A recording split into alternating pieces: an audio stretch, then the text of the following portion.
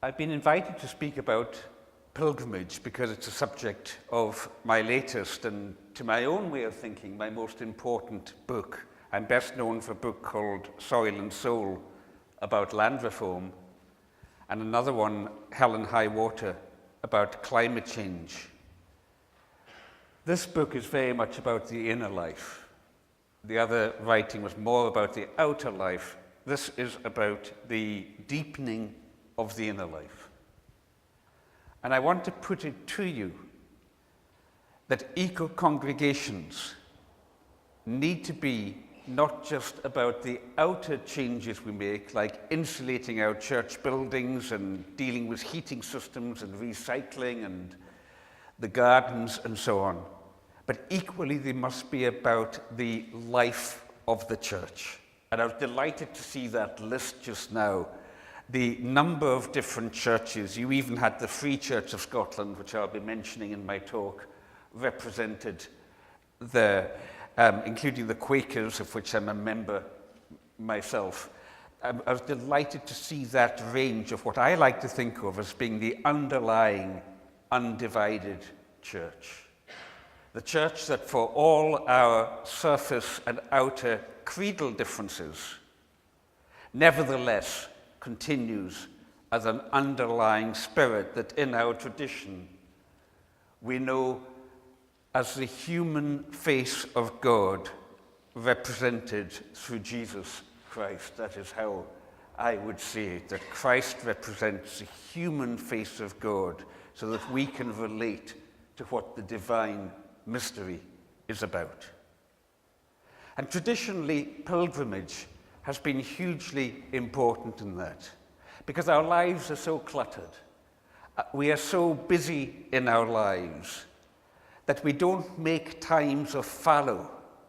We don't make times of deeper Sabbath, of rest, of apartness, in order, as the psalmist put it, to be still and know that I am God. Be still and know that I am God. I use that like in the Eastern religious traditions, you would use a mantra, something that you repeat, something that you call yourself back to. Be still and know that I am God. Oh, taste and see that God is good. And so the importance of pilgrimage is in creating that space where God might come upon us more deeply. Traditionally, churches, especially country churches, were centers of pilgrimage. But when the Reformation came, that system had become very corrupted. And Luther, in 1520, spoke damningly of pilgrimages. He said that they encouraged a vagabond way of life, they kept people off their work, they were occasion for countless causes of sin as people wandered about the countryside. And he said that the country chapels where new pilgrimages had been started should be destroyed. Now that's what we have inherited from the Reformation. And therefore my delight that I'm given to understand, it was reported in the press recently, that the Church of Scotland at its General Assembly this year is going to consider a deliverance to rehabilitate pilgrimage. And if it does that, if that goes ahead, what you will be seeing there is the Protestant principle of semper reformanda, meaning that the Reformed Church is a church that must always be reforming itself. And in a way, all of our churches, whether we are Presbyterian or not, need to be reformed in that sense. Because if we believe in the power of the Holy Spirit, if we believe in the Paraclete, which Jesus promised to leave with us, that is the power that is constantly working through us to call us to the essential issues of our time. Now, I call this book Poacher's Pilgrimage because, having been raised on the Isle of Lewis, pilgrimage was not the done thing, but poaching was the done thing. And so I took a fishing rod, and if people asked me what I was doing roaming out on the moors alone, I said, oh, I'm off on a poaching pilgrimage, peregrinating from loch to loch to have a wee cast, including on the Grimmaster. And of course, that provided a laugh, it provided an opening point. And so often, when we're dealing with aspects of our tradition that have been stuck, we need to approach them with a bit of a light spirit, with a bit of a laugh. But behind that is very serious stuff. But there we go. There we are. So here we are. Here's the Outer Hebrides here, which I was walking through. This is a Hebridean eye view of the world, as you can see, from Arthur Geddes, the son of Patrick Geddes, in his 1955 book about the Isle of Lewis. And sorry, I'm just getting the hang of this thing. Before I go any further, however, I just want to show you our house in Govan. This is where we live in Luss Road, in the Drummoyne area, just within the parish boundary of Govan. That's our house, and I want to emphasize the importance of the outer work. I'm going to talk just now about the inner work, but I want to say how important the outer work. There's the solar panels on our roof. Those, we've had them for several years now, south-facing roof. They produce 3,300 units of electricity a year on average. Now, 3,300 units is a UK average. The Scottish average is a wee bit higher, but it is a UK average domestic electricity consumption that you can get off a household roof in Govan if it's put right, if it's facing the right way. And not only that, but the panels cost £5,000. For another £2,000, we installed this, an air-to-air source heating system. We still have the gas heating, but for the most part, as Adrian experienced when he stayed in our house last night, we extract heat from air in the garden, and it blows into the house. Oops, where are we? It blows into the house through this gizmo here and blows the heat up the stairs. And it's only in the deepest winter we'll occasionally need a bit of the gas, or at night we'll maybe light a wee stove that we've got in the house. And the consequence of that, because I've been measuring it carefully, is that we have reduced our domestic carbon footprint for gas and electricity from 5.4 tons of carbon dioxide emissions a year, because we work from home, so we're heating the house all day, to 2.2. A 63% reduction in carbon footprint. That is what we can do. That is what many of you are doing in your churches. That is why the outer life and work is so important. But I want to shift now to talking about the inner life and the pilgrimage I made from the south of Harris. I made it in 2009. It took me 7 years to write the book because there are so many layers of depths. South of Harris, up over the mountains of Harris and through the moors of Uig and up out near Callanish and up to the villages of the west side here. And I want to share aspects of this pilgrimage with you because I think it's so important in these times of climate change. I had 3 foci on my walk. The ancient chapels, or in Gaelic, champel, the temple sites, as we call them in English, the temples. In other words, the pre-Reformation, mostly ruined churches of the island, the healing or the holy wells of the island. And for these, my guide, the author of those 2 books you've just seen, was Dr. Finlay MacLeod. And as you can see here, Dr. MacLeod is the island's most famous atheist. The Christian fish is sprouting Darwin's legs in that picture. But you have the paradox here that although he is a prominent atheist, in my view, he is a deeply spiritual man. Another focus I had was the beehive sheilings or bothan, the places where people would go for summer habitation. And as we know from place names like Arian Taggart, the sheiling of the priest, they were also places used for spiritual contemplation. That's my friend Seamus Crawford, who had told me where to go for these, and also Katrina Campbell and her sister Anne here, that's my wife Veren there, but Katrina especially here at their family sheiling out in the Barvas Moor, talking about how much these places of meaning meant to the people, and they still go there, as you can see, with a wee roof that they put a tarpaulin over in the summer. Even to this day, they will go out there. So the temple sites, the holy wells, and the shielings, especially the beehive ones, were the out of focus. I started off at one of the only 2 temples that have been restored in the island. This one, St. Clement's Church in the far south, and St. Molua's Church in the far north. All the rest, some 3 dozen of them, have fallen into ruin since the Reformation. And according to a plaque erected inside St. Clement's, it wasn't just ruin, it was actual wreck. It was actual destruction around the time of the Reformation. But you go into this place, and by the way, those of you who know of my work with the Harris Super Quarry, this is Mount Ronival. This is a mountain that they wanted to turn into the biggest roadstone quarry in the world, in a national scenic area. And normally the company would show bleak photographs of that mountain. There you see its beauty, and you see its spiritual context. A site that, according to local tradition, goes back to the Augustinians, and before that to the Chaldees, and before that to the Columbans and the Druids.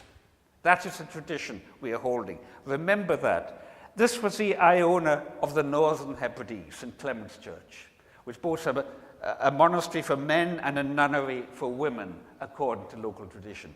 Remember that, because I want to come back to the importance of the Iona-centered Celtic spirituality at the end of my presentation today. There's a figurine of Christ that was dug up in the church cemetery when they were doing repair works.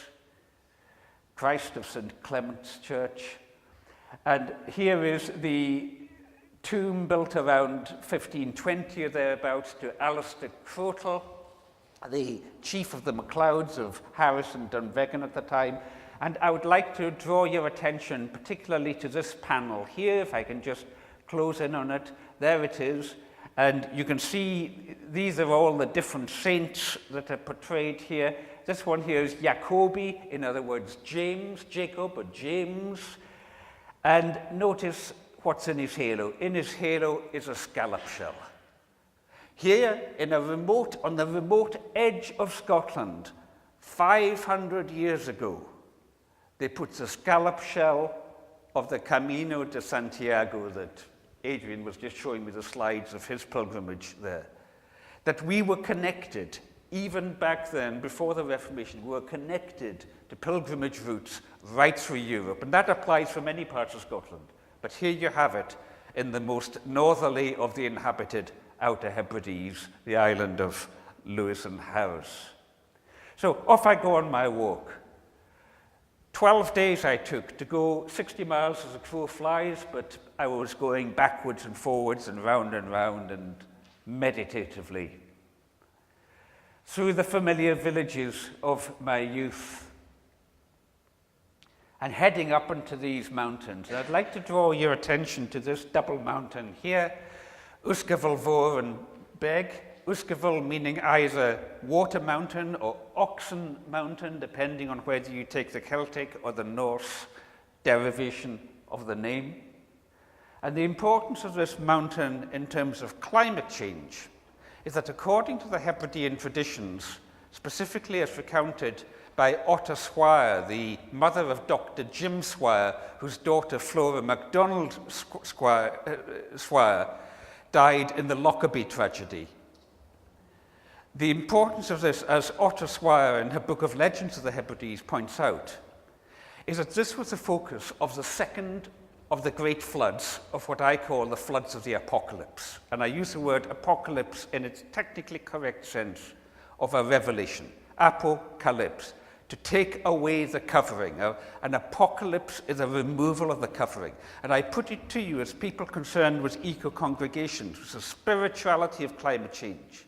We need to understand what we are talking about apocalyptically, in that sense, as a revelation of the human condition in our times and the spiritual work that awaits us to be done around that. So what were these three great floods of Hebridean storytelling tradition? The first great flood was the primordial flood of the creation, before God separated the waters and the firm earth. The second great flood was Noah's flood. And don't forget, as I draw out in my climate change book, Hell and High Water, of which the second half, part 1 is about the science of climate change, part 2 is about the spirituality and psychology of climate change. And as I point out there, the reason for Noah's flood was the violence of humankind. Genesis twice tells us that God was so disturbed by the violence of humankind that that was what brought the flood upon us. And according to the Hebridean tradition, the ark was floating along with all the animals when it struck Uskavul here. And some of the animals got out, which is how come we've got native fauna, like the red deer and the blue mountain hare. But Noah managed to refloat the ark on the high tide. Hence it carried on to the Holy Land, which is how come they had things like camels and lions. That was the second great flood. The third great flood, according to the storytellers, is the flood that is yet to come, of which I will say more shortly. And so I walk into the mountains, 4 days and nights camping alone as I went through the mountains, meeting nobody, deeper and deeper into that, what I call an ecology of the imagination. That the imagination is not just in our minds, but we are moving in the imagination of God that is the creation itself. That is a deep spiritual basis of ecology as I was exploring it in my journey and the writing about it. Sometimes just a wee stalker's track, that's a wee, a stalker's pony track that you see a remnant of there. Much of the time, no pathway at all. Walking through these mountains, coming across the beehive dwellings out in the moor where people would go in the summers in the past, and then coming to these lonely places. Now, if you look carefully at this picture, you can see a watcher's cottage. That's for the watchers guarding the Salmon River there. But otherwise, these places are mostly abandoned. This is Kinloch Resort, and all the villages to the south of here, to Hushnish and Harris, were cleared during these highland clearances. If you go on Google Earth, I don't know if you can make out the Fiannagan, the lazy beds. You see these straight lines coming down here? That's the cultivation of the past, many of them truncated by rising levels of the sea and storm surges. In fact, most of them are now truncated. They are broken off because of the sea rising. But they signify that these areas have been depopulated. And I want to talk about that. I want to talk about it because this is relevant. Even out here in the middle of the moor is deeply relevant to the politics of climate change that we are dealing with today. The politics of climate change that we're dealing with Donald Trump and with the ongoing effect of what was promised to us to have been the greenest government that the United Kingdom had ever seen. And now look what's happening to that promise. Let's look at the politics of that. These clearances in the south of Lewis, which we were never taught about when we were growing up. It's only now people are talking and finding out about them. These clearances were initially perpetrated by this man, the last of the Mackenzies, or the last of the male line of the Mackenzies, Colonel Francis Humberstone Mackenzie. And he was rewarded for having raised the Seaforth Highlanders, Mackenzie or Seaforth. He was rewarded by the British state for having raised the Seaforth Highlanders by being made governor of the Barbados while it was still a slave colony. He died in 1815. His 3 sons predeceased him, and his daughter, Mary Elizabeth Frederica Mackenzie, who had been married to Admiral Sir Samuel Hood, who commanded the British fleet from Madras, controlling India. She returned to inherit the island, and her husband had also died at around about the same time. So she came back and remarried. He started off the clearances in the southwest of Lewis in order to clear his gambling debts. Mary Elizabeth's second husband was a penniless laird from the borders, and he continued the clearances in the south-east of Lewis, kicking people off the land. And at the same time, she got what we call the Quorum, the hardline evangelical conversion, and she brought in, starting with the Reverend Alexander MacLeod here, very hardline Calvinist preachers to teach a theology of damnation on the one hand and election on the other hand. You know the kind of thing that I'm talking about, this double predestination, binary worldview, that the greater part of you are probably the damned, but a small number of us are hopefully the elect. You're a lucky man, you're sitting in the right place.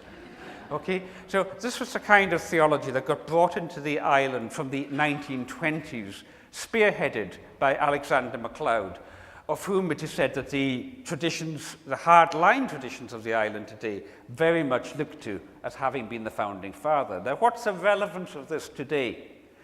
The relevance is this.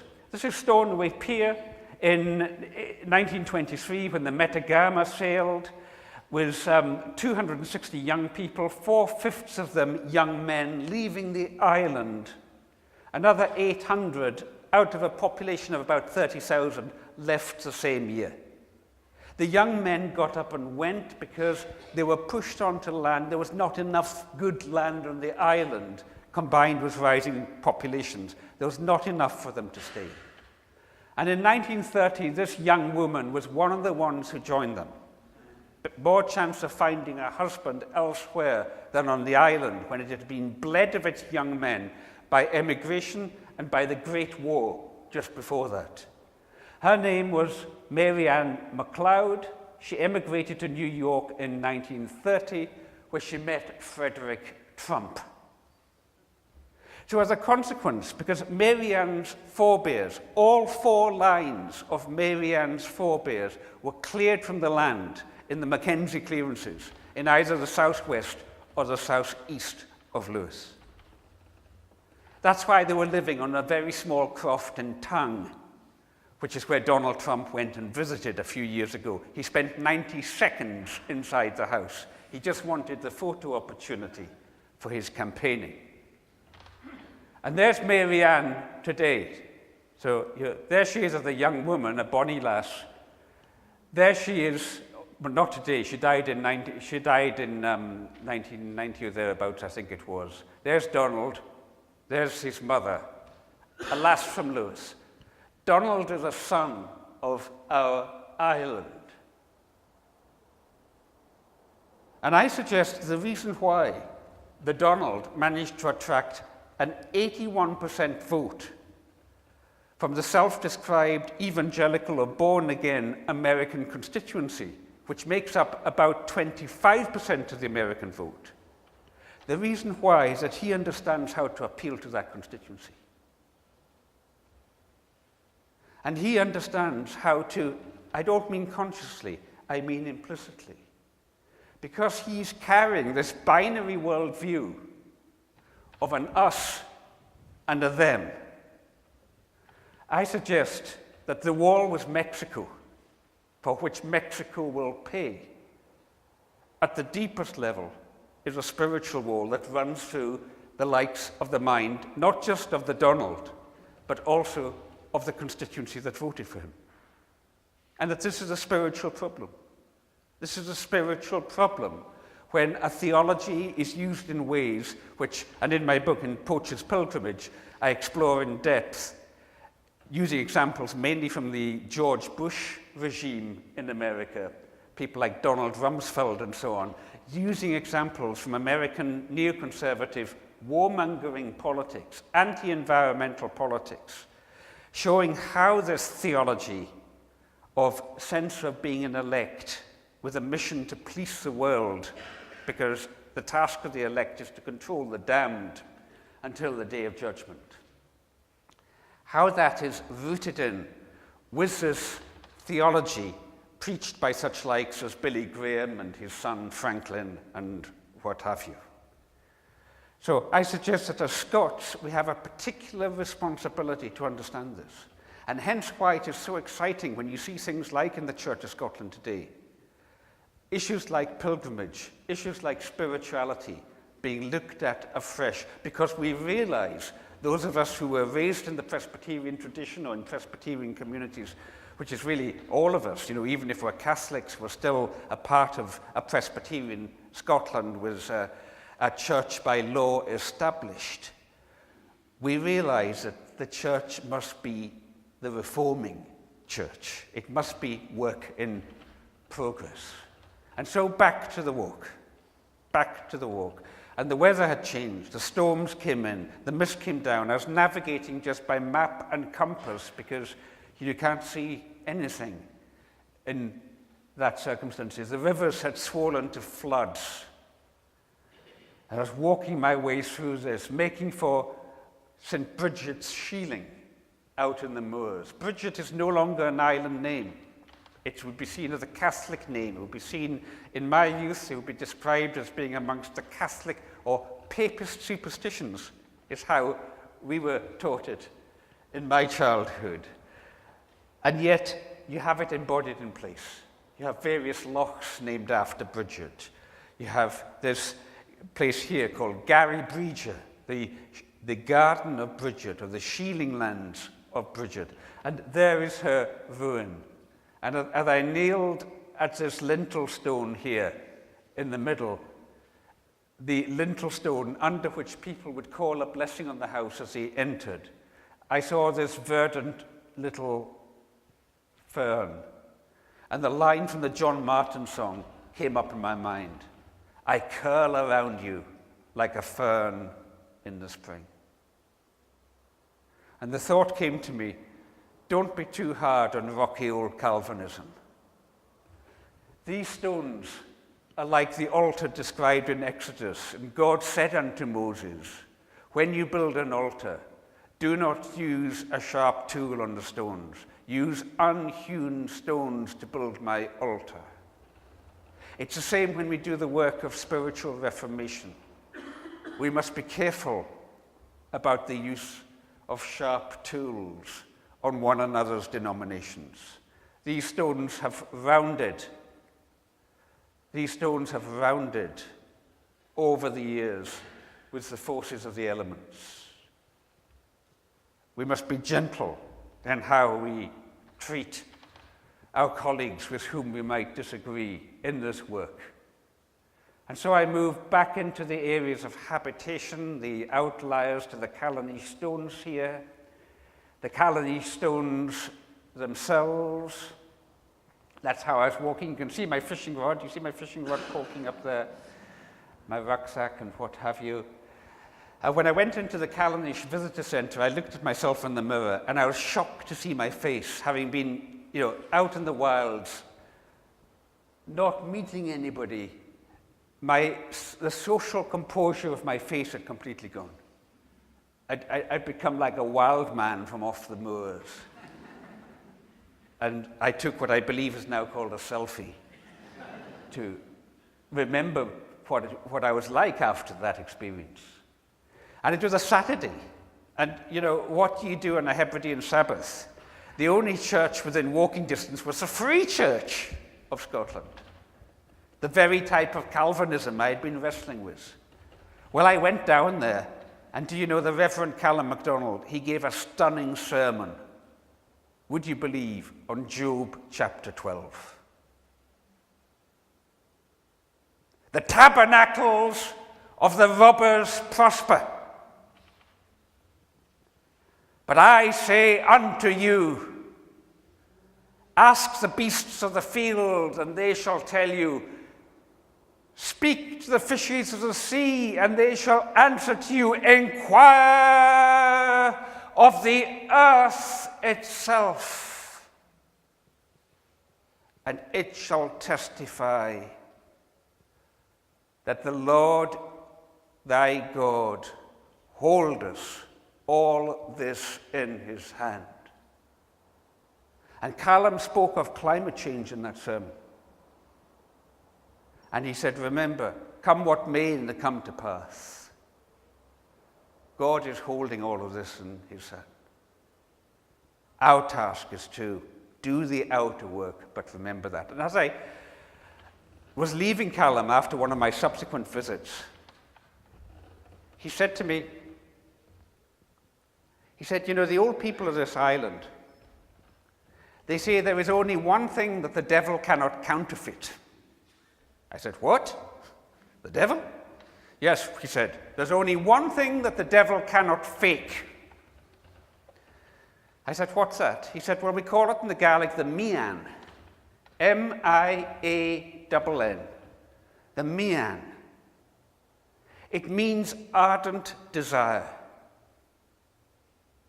The one thing that the devil cannot counterfeit, the old people say, is the ardent desire for God. Whew! That's full-on free church spirituality for you. I just loved it. So on I went. Here is Champerlean, St. John's Temple, with the humble headstones of a humble people. I met Katrina Campbell and her daughter Peggy Ann there. And here's Toba Vora, the special Gaelic word for Mary as the Virgin Mary, as distinct from Vari, the more common version of Mary. And look what's growing there, the marsh marigolds, what Shakespeare calls the Mary buds growing by the well of St. Mary there in Shada village. And the village people having made this stone to mark it.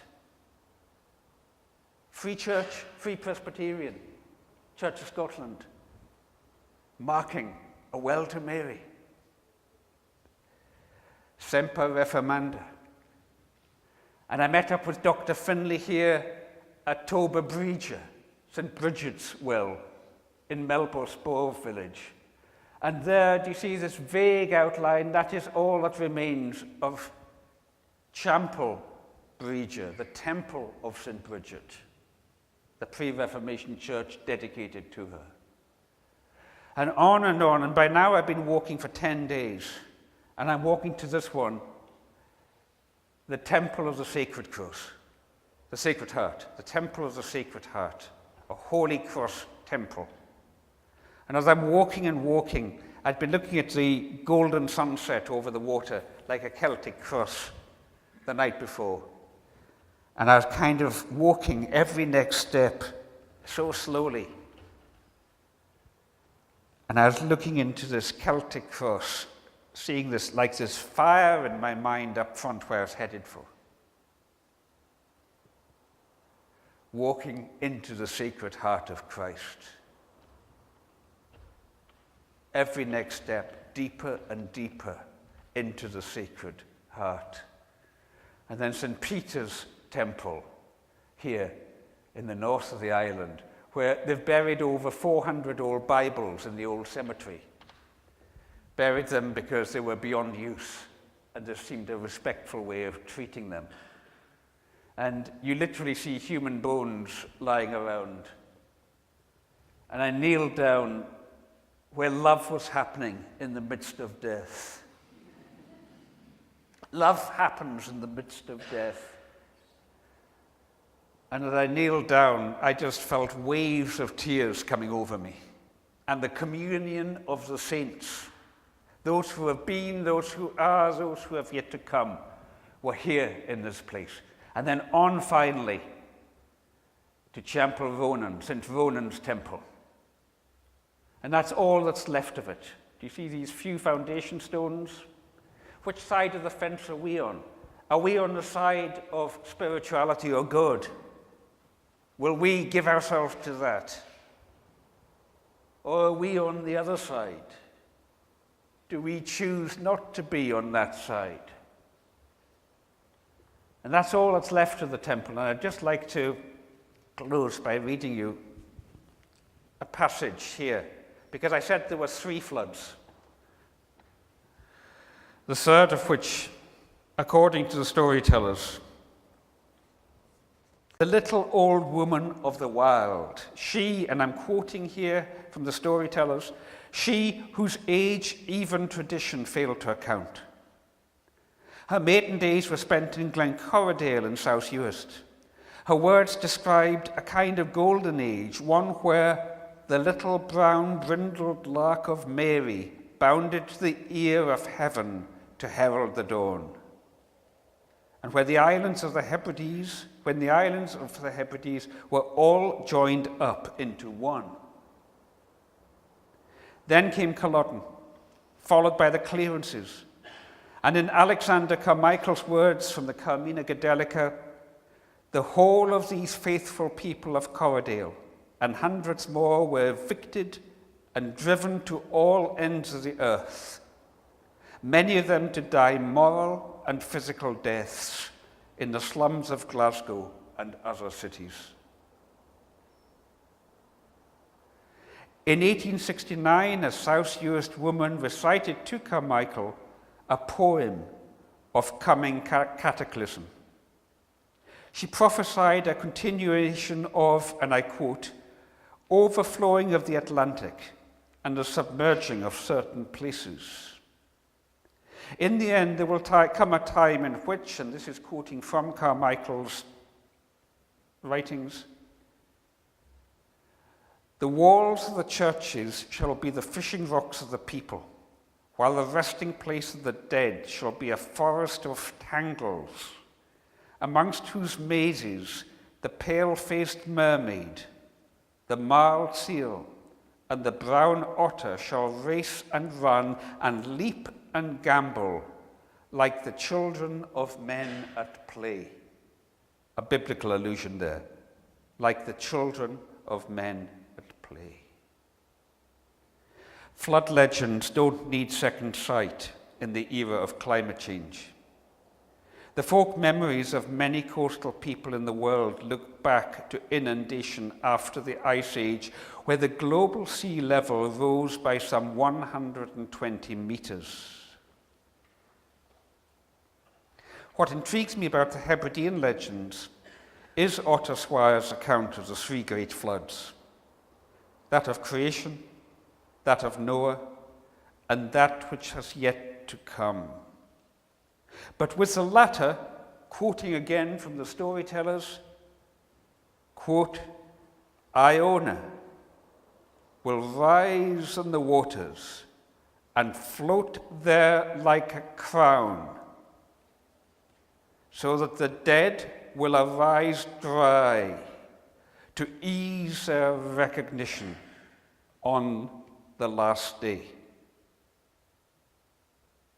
There you have the prophecy of our old people. The Hebrides, the beloved places, will be inundated. And already the storytellers say there are signs of that happening, because the memories stretch back to post-Ice Age in these stories, when the sea levels were still rising. But Iona will float like a crown. Our spiritual tradition of the underlying, undivided church is what will endure, so that our feet will remain dry. Friends, I leave it with you that as people of faith concerned with ecology, our feet must be firmly on the ground with the practical work of recycling and heating systems and eco-gardens and what have you, that we are all involved with. But also when the waters start to rise, when we fear that because of Trump or whatever other mayhem might be set loose, climate change is not being tackled. Our task is to carry on, to walk on in this pilgrimage of life. Because the Lord our God holds all this in his hand. Ask of the beasts of the field, inquire of the fishes of the sea, of the earth itself. That is why in eco-congregations, our outer work is not a distraction from the spiritual work of the church. Rather, it is essential to it. Thank you.